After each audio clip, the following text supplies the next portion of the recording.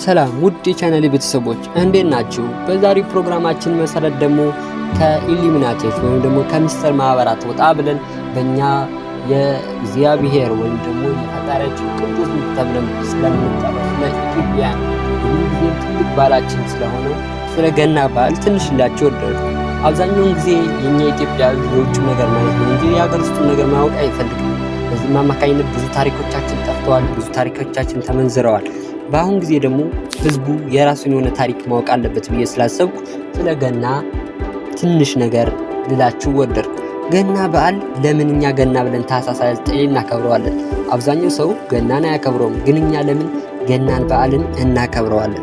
ከዚህ ላይ ስለ ገና በዓል ሙሉ ታሪኩን ሳመጣው የገና በዓል የኢየሱስ ክርስቶስ የልደት በዓል ሲሆን የኢየሱስ ክርስቶስ የልደት በዓል ማለት ትርጉሙ ምንድነው? ታሪኩስ ምንድነው? የሚለውን በዛሬው ክፍለ ጊዜያችን ይዤላችሁ የመጣው ሲሆን ለምስጢር ማህበራቱ ደግሞ በቀጣይ ክፍለ ጊዜያችን ይዤላችሁ የሚመጣ ይሆናል። ዛሬ ግን ከምስጢር ማህበራቱ ወጣ ብለን ስለ ራሳችን ወይም ደግሞ ስለ ፈጣሪያችን የልደት በዓል ለእኛስ ምን ጠቀመን የሚለውን ደግሞ በዛሬ ክፍለ ጊዜያችን የምናይ ሲሆን ለቻናሉ አዲስ ሲሆናችሁ ሰብስክራይብ፣ ሼር፣ ኮሜንታችሁን ደግሞ ታች ጋር በመጻፍ ቤተሰብ እንድትሆኑ እየጠየቁ ወደ ክፍለ ጊዜያችን ወይም ደግሞ ወደኛ ፕሮግራም ስናል የኢየሱስ ክርስቶስ በዓል ኢየሱስ ክርስቶስ ወይም ደግሞ ያዳኝ የሁላችን ጌታ ለፍቅር ሲል ማይቻለውን ነገር የሆነ ለሰው ልጆች ፍቅር አምላክ ሰው የሆነበት እኛን ለማዳን ብሎ መጥቶ ለእኛ የተሰቀለ እሱ ለምን እንደተወለደ የሚለውን ታሪክ ስንመጣ ሙሉን ታሪክ የማቀርብላችሁ ነው። አዳምና ሔዋን ፈጣሪያቸውን በድለው በእባብ አሳሳችነት ወይም ደግሞ በሳጥናኤል አሳሳችነት ከገነት በኋላ አዳም በጣም ያለቅስ ጀመረ። በዚህ ምክንያት ፈጣሪ 5500 በኋላ አድናለሁ ማለት ለአዳም ቃል የሰጠ ሲሆን አዳም ይህንን ካየ በኋላ እንደምናውቀው መንግስተ ሰማያት ወይም ገነት ላይ 1000 ዓመት አንድ ቀን ነው። እሱም ይህን በማመን 5500 ዘመን ያለኝና 5 ቀን ተተኩ ብሎ ከማስበው በላይ እሁድ የነገረውን ሰኞ፣ ማክሰኞ፣ ሮብ፣ ሐሙስ፣ ዓርብ አድርጎ ዓርብ ግማሽ ሰዓት ላይ ተቀምጦ አስቦ ነበር። ነገር ግን ዛሬ ያለ በኋላ ዓርብ 6 ሰዓት ላይ ሂደቱ እንደምንለው ኢየሱስ ክርስቶስ ጌታችን ክርስቶስ ማርያም ታሪክ መልአኩ ክርስቶስ ጌታችን በኋላ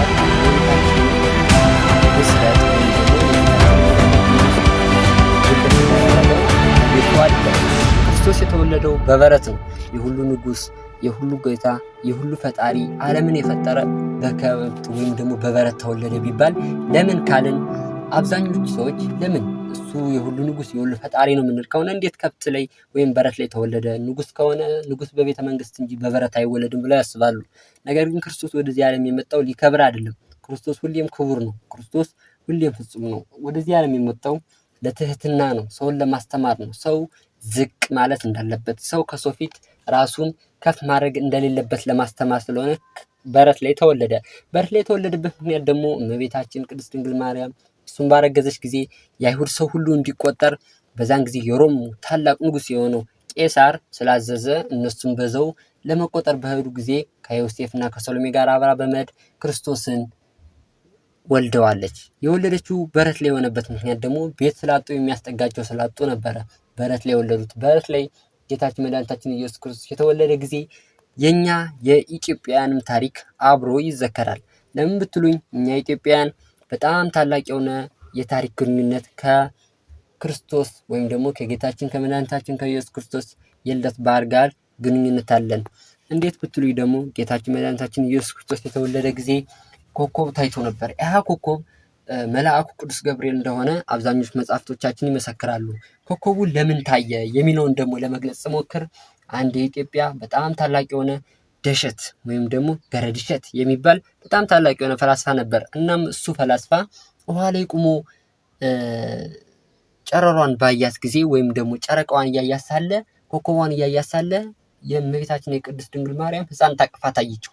እዛ ያንን ባንጥረኛ ካስነጠረ በኋላ ለእኛ ሀገር ወይም ደግሞ ለኢትዮጵያ ነገስታት ይህ ንጉስ በተወለደ ጊዜ ይህ ኮከብ በወጣ ጊዜ እንዲህ አይነት ሰማያዊ ንጉስ ይወለዳልና ይህን ነገር ወስዳችሁ ስጡ በማለት አዟቸዋል። እንዲሰጡ ያዘዛቸውም ወርቅ፣ ከርቤ እና ደግሞ ዕጣን ነው። ወርቁ አምላክነቱን፣ ከርቤ ደግሞ ለእኛ መስዋዕት መሆኑን፣ ዕጣኑ ደግሞ ንጉስነቱን ወይም ደግሞ አምላክነቱን የሚገልጽልን ሲሆን ከዚህ ላይ መረዳት ያለብን ነገር ደሸት ለሰብአ ሰገል ወይም ደግሞ እኛ እነዚህ ሶስቱ ነው ሄዱ የምንላቸው ምን ሰጡት የሚለውን ማወቅ ይኖርብናል። ወርቅ፣ ከርቤና ዕጣን ሰጠውታል። ወርቁ ንጉስነቱን ወይም ደግሞ የሁሉ ንጉስ መሆኑን፣ ከርቤው ሞቱን ለኛ መሞቱን፣ ዕጣኑ ደግሞ አምላክነቱን ወይም ደግሞ የሁሉ አምላክ መሆኑን የአማልክት ሁሉ አምላክ መሆኑን የሚገልጽልን ሲሆን ከዚህ ላይ አንድና አንድ መረዳት ያለብን ነገር ሰብአ ሰገሎች ወደ መንገድ ሲሄዱ ብዙ ነገር አጋጥሟቸዋል። ጦርነት ከተነሳባቸው በኋላ ግማሾች ሲመለሱ ሶስቶች ብቻ ቀርተዋል። ከዛ ቅዱስ ገብርኤል ኮከብ ሆኖ እየመራቸው ሲሄድ ለሄሮድስ ነግረው ሄሮድስም በጣም ከመፈራቱ የተነሳ የት ይወለዳል ቢላቸው የአይሁድ ሊቃውንትን እንደሚባለው ከሆነ ነብዩ ሚክያስ እንዳለው አንቺ የኤፍራታ ክፍል የሆንሽ ቤተልሔም ሆይ ከይሁዳ ነገስታት ሀገር አታንሽም፣ ወገኖችን የሚጠብቃቸው ንጉስ ካንቺ ይወጣልና የሚል ስላለ ንጉሱ የሚወለደው በቤተልሔም ነው አላቸው ይባላል። እነሱም አቆጣጠሩን ካሳዩት በኋላ ቀጥታ ወደሱ ሄደው ሰግደውለታል። ንጉስም ነው ብለው አመስግነውታል። ለክርስቶስ እረኞችም በዛን ጊዜ ታይተዋል። የፈጣሪን ታላቅነት መስክረዋል። ኢየሱስ ክርስቶስ ለእኛ ሲል በበረት ተወልዶ እኛን አድኖናል። ይህ ማለት ግን በበረት የተወለደው ቅድም እንደገለጽኩላችሁ ለትህትና ነው።